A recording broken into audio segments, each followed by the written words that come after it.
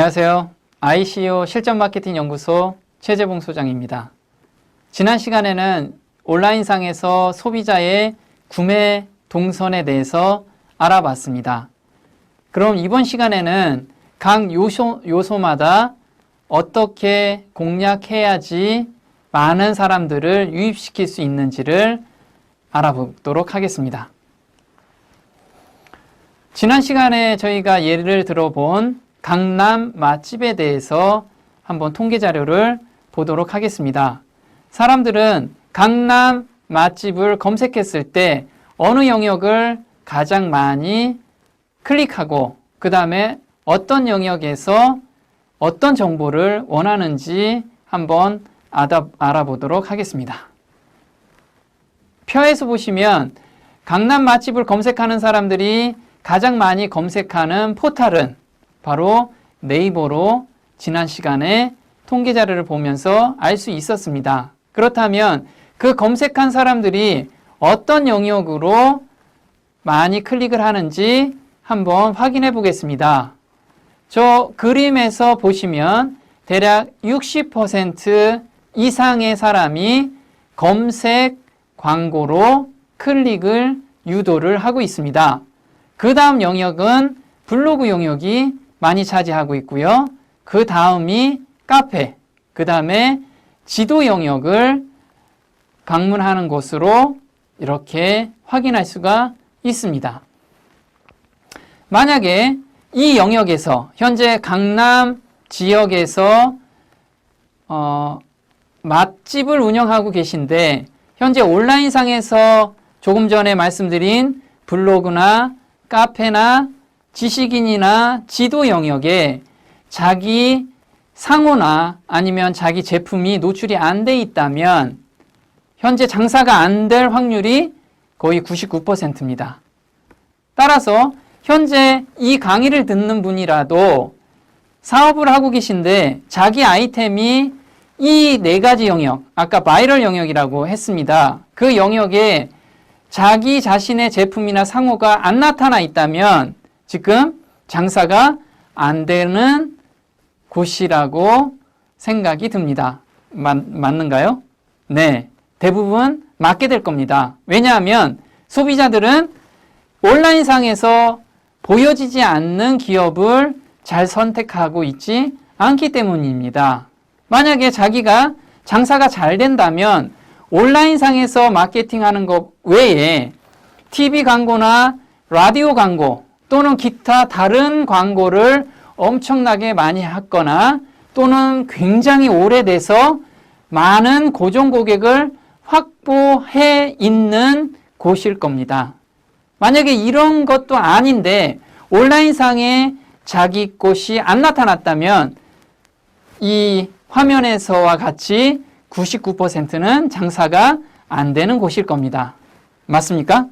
네. 그렇다면 이 99%에서 자신은 탈출하는 방법에 대해서 각각 요소별로 알아보도록 하겠습니다. 자, 바이럴 영역 구체적인 공략 포인트를 알아보겠습니다. 자, 아까 블로그 영역이라고 했습니다. 블로그 영역에서는 어떤 포인트를 줘야 하는지 그 부분을 말씀을 드리겠습니다. 먼저 블로그에서는 자신의 생각을 정리하는 것이 굉장히 중요합니다. 그것을 저번 시간에 저희가 강의를 했던 컨셉이나 자신의 생각 정리를 이 블로그에 써주는 것이 가장 중요합니다. 그래서 블로그 타이틀에 자신의 생각을 써주게 되면 그 생각과 코드가 맞는 사람들이 고정적으로 방문을 하게 되는 겁니다. 두 번째 블로그 성공 포인트는 바로 남들과 차별화된 전문 정보를 제공하는 겁니다. 블로그를 운영하는 사람이 몇 명이나 될까요? 100명? 1000명? 아닙니다. 우리나라에는 거의 1000만 명 가까운 사람들이 블로그를 개설하고 활발하게 운영하지는 않지만 운영하는 사람들이 그 정도가 됩니다. 그렇다면 그 많은 블로그에서 사람들이 내 블로그로 고정적인 방문을 유도하기 위해서는 일상적인 정보만 꾸준하게 올린다면 정말 방문을 할까요?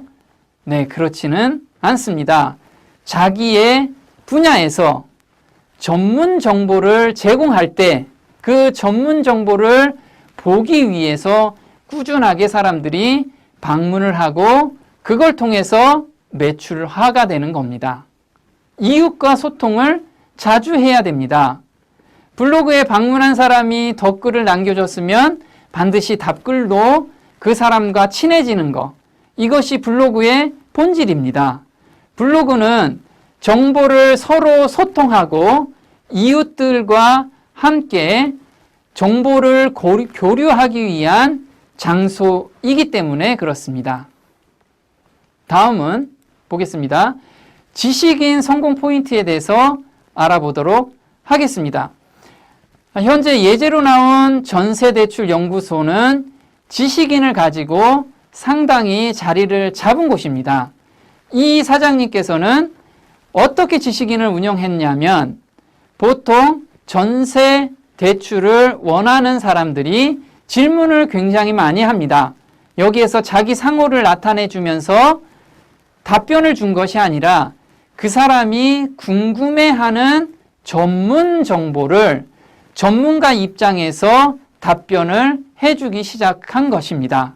그러다 보니 많은 사람이 전세 대출에서는 이분이 전문가라는 것을 인지하게 되었고 사람들은 이 사람한테 문의 전화가 오기 시작한 것입니다.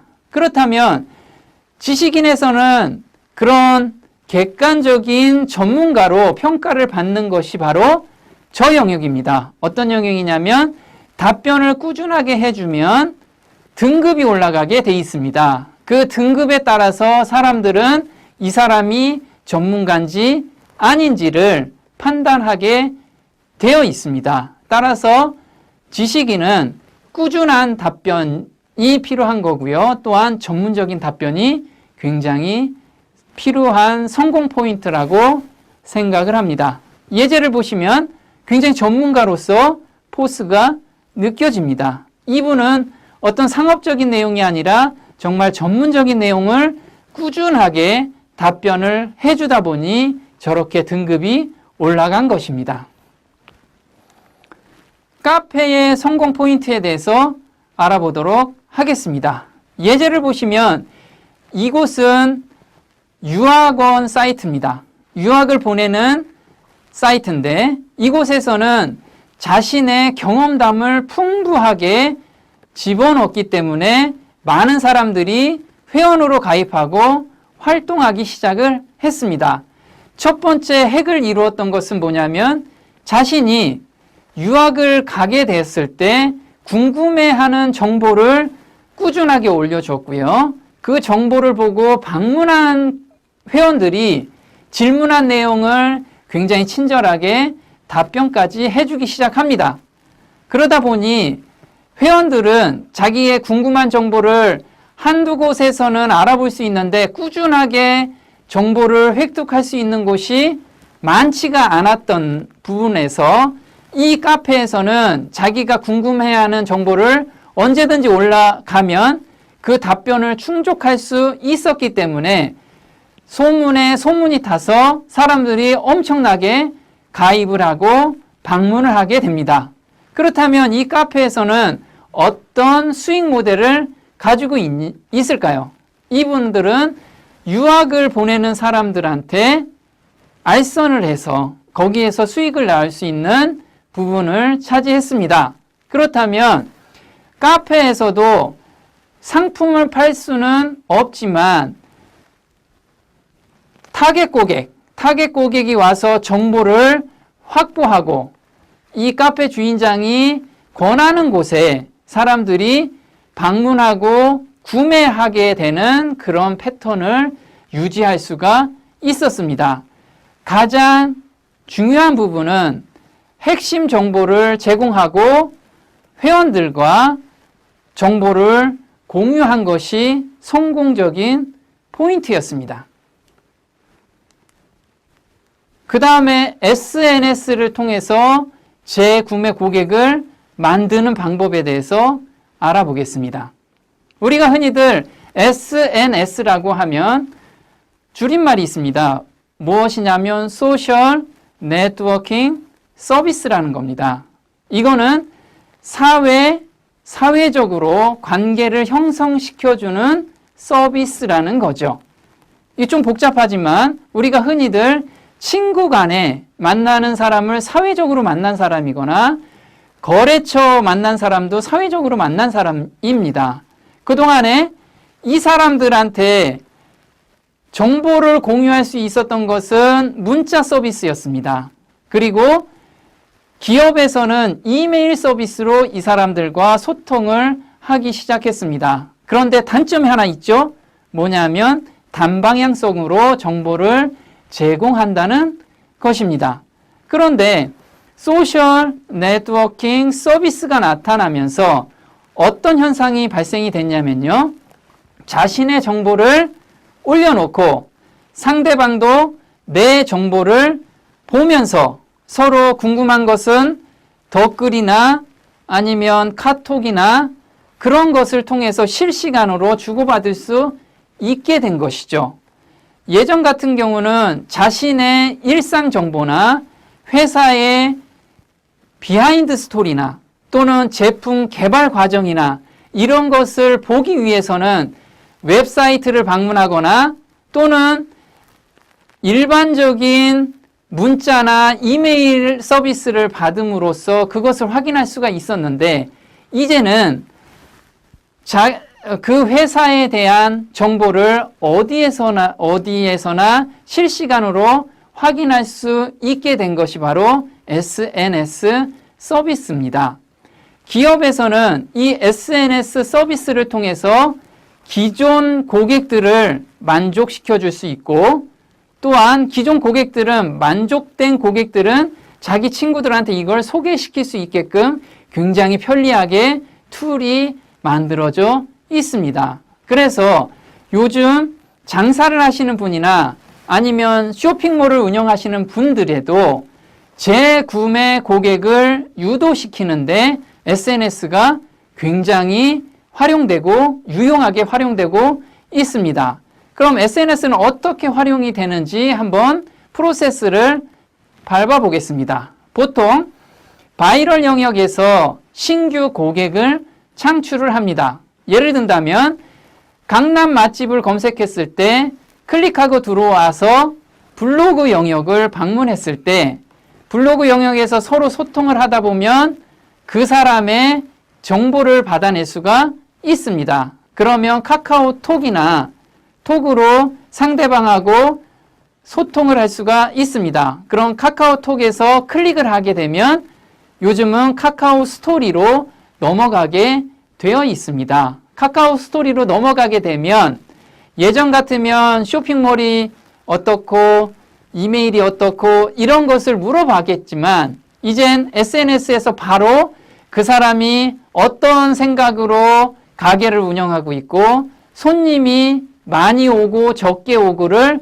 확인할 수 있고 단체 주문이 왔는지도 SNS 통해서 확인할 수가 있습니다. 고객들은 그 SNS 정보를 보고 이 사람한테 이 제품이 신뢰성이 있고 없고를 판단하게 됩니다.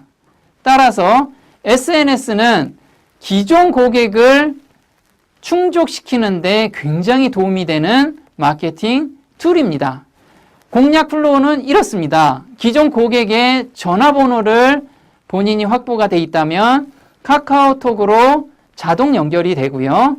그 다음에 그분한테 카카오톡을 보내면 카카오 스토리로 재방문을 유도시킬 수가 있습니다.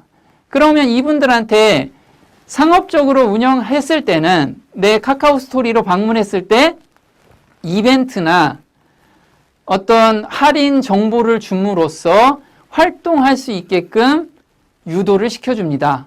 그러면 이분들은 억지로 쇼핑몰을 방문해서 구매를 했던 과정을 단순하게 SNS를 통해서 쇼핑몰로 방문할 수 있고 SNS를 통해서 바로 재구매가 연결될 수가 있는 것입니다.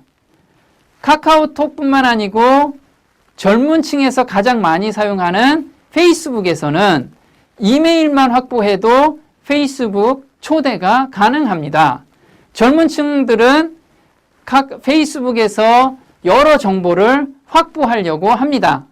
페이스북에는 개인 계정이 있고 기업 계정이 있습니다. 기업 계정에서는 개인적인 정보를 많이 올려주는 것보다는 기업에서 이벤트 정보를 많이 올려주게 되면 또는 정규적으로 올려주게 되면 활동하는 사람들이 굉장히 많이 늘어나는 것을 확인할 수가 있습니다. 이렇게 기존 고객들을 만족하게 정보를 주게 된다면 이 고객들이 자신이 연결되어 있는 그 친구들한테 저희를 홍보해주고 이게 기하급수로 늘어나면서 SNS에서는 고객이 폭발적으로 늘어날 수 있는 그런 장치인 겁니다. 따라서 SNS와 바이럴은 뗄래야 뗄 수가 없는 영역입니다. 바이럴 영역에서 신규 고객을 유입한 다음에 SNS에서 그 고객을 관리하고 재구매를 유도하게끔 구매 동선을 짜게 된다면 쇼핑몰에서 안정적으로 매출이 올라올 거로 확신합니다. 이상으로 바이럴과 SNS에 대해서 알아보았습니다. 바이럴 영역에서는 우리가 흔히 말하는 블로그, 카페, 지식인, 지도, 웹문서 영역을 바이럴 영역이라고 하고요. SNS 영역은 카카오 스토리, 페이스북을 주로 사업적으로 운영을 많이 하고 있습니다. 이걸 같이 연동하게 된다면 지금보다 매출 30%에서 많게는 100%까지 늘릴 수 있을 거로 확신을 합니다. 고맙습니다.